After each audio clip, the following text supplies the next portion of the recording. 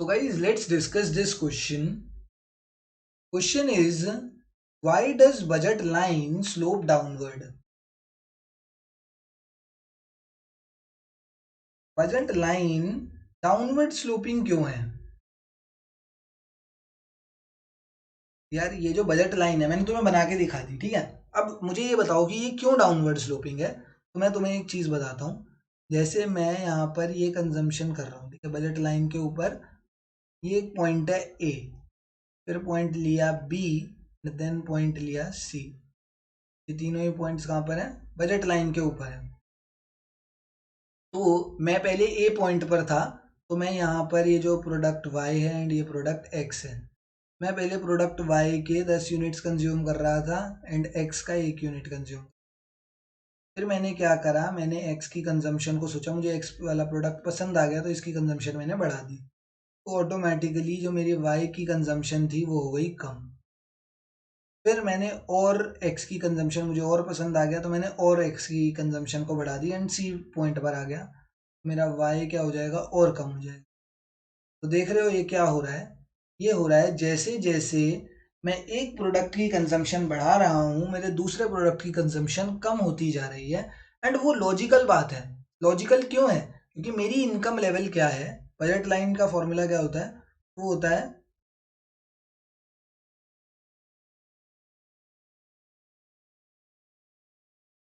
Price of x into quantity of x plus price of y into quantity of y is equals to income. M m का मतलब क्या होता है? M का मतलब होता है इनकम। मतलब कि देखो, जितना भी मैं x और y का कंजम्पशन करूंगा वो मेरे इनकम के बराबर होगा। मतलब मैंने अगर इनकम में 100 रुपए कमा रहा हूं तो मैं x और y की कंजम्पशन इस हिसाब से करूंगा कि मेरे 100 के 100 रुपए पूरे इन्हीं दोनों प्रोडक्ट्स को खरीदने में खर्च हो जाएं।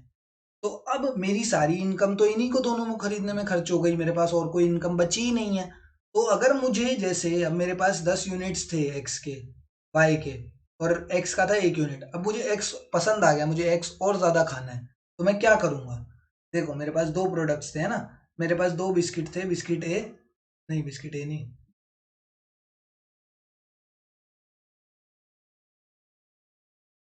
अरे यार टी की जगह बी लिखे जा रहे हैं। पार्ले जी और बॉर्बन। मैं पहले पार्ले जी के 10 यूनिट्स कंज्यूम कर रहा था, बॉर्बन का 1 यूनिट। मुझे पसंद आ गया बॉर्बन, मेरे को और ज़्यादा बॉर्बन खाना है, बट पैसे तो मेरे पास लिमिटेड है, पैसे तो 100 ही रुपए हैं, ठीक है। तो मुझे क्या करना पड़ेगा, मुझे पार्ले जी की कंजम्पशन को कम करना पड़ेगा कि चलो भैया पार्ले जी दो कम खा लूंगा, एक बॉर्बन ज़्यादा खा लूंगा कि मुझे पसंद आ गया। और ज़्यादा बॉर्बन खाना है तो मेरे को और पार्ले जी को कम करना पड़ेगा, और ज़्यादा खाना है तो और पार्ले जी को कम करना पड़ेगा। ये रीजन क्या होता है? This is known as, this decreasing rate of exchange, this diminishing rate of exchange is known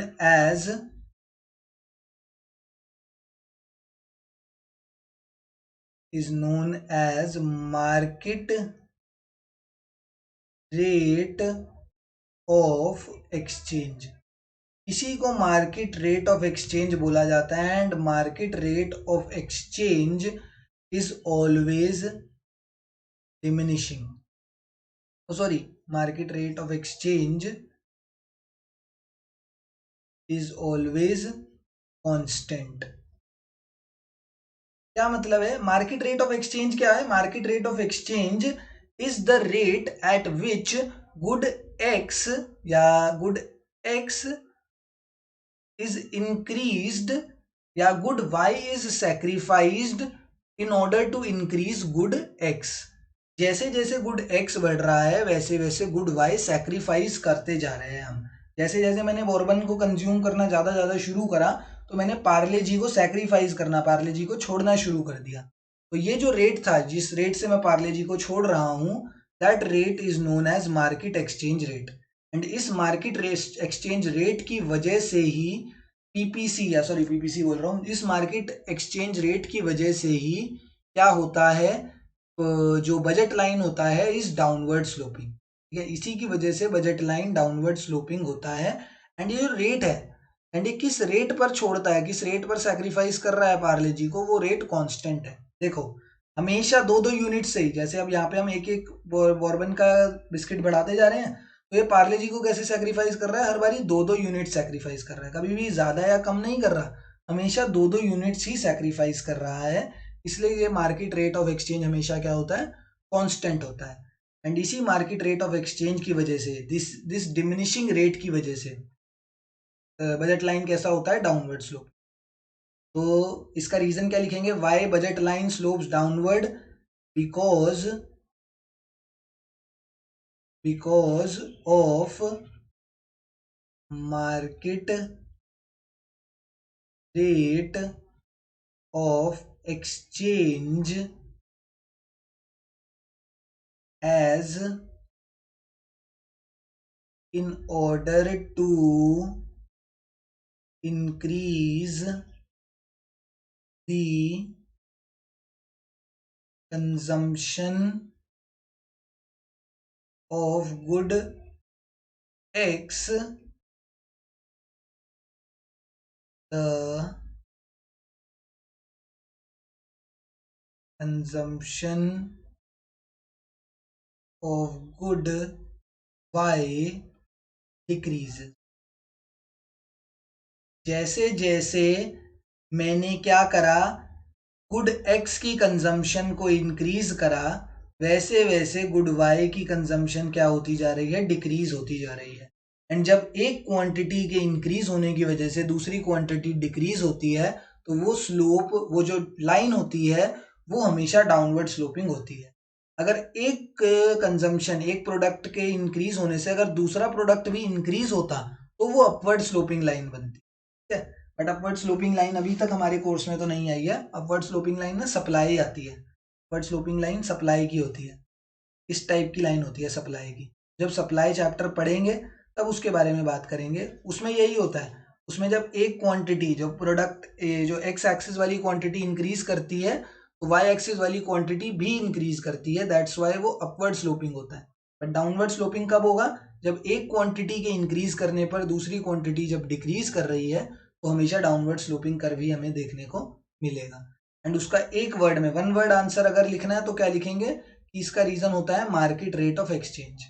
यार ये जो है ना, ये जो यहाँ पे पूरी टेबल बनाई है, कि ये क्या मतलब था इस टेबल का, कि इसको जैसे एक एक्स के कंजम्पशन बढ़ा रहे हैं तो वाई क्या हो रहा है, कम हो रहा है, वाई सेक्रीफाइस हो रहा है। तो वही सेक्रीफाइसिंग रेट जो होता है, कि किस रेट पर सेक्रीफाइस हो रहा है, भैया सेक्रीफाइस तो हो रहा है, कमी कम तो हो रहा है, बट किस रेट पर हो रहा है, उस रेट का नाम होता है market rate of exchange. And वो रेट का नेचर कैसा होता है, नेचर भी मैंने बता दिया कि कांस्टेंट नेचर होता है, हमेशा सेक्रीफाइस करता है कॉन्स्टेंटली। यूं नहीं है कि पहले 2 यूनिट्स कर दिया, फिर 3, फिर 4, या इंक्रीजिंग रेट पर कर रहा है या डिमिनिशिंग रेट पर कर रहा है, हमेशा कांस्टेंट रेट पर सेक्रीफाइस करता है, 2-2 यूनिट्स ही कम कर रहा है हर बारी।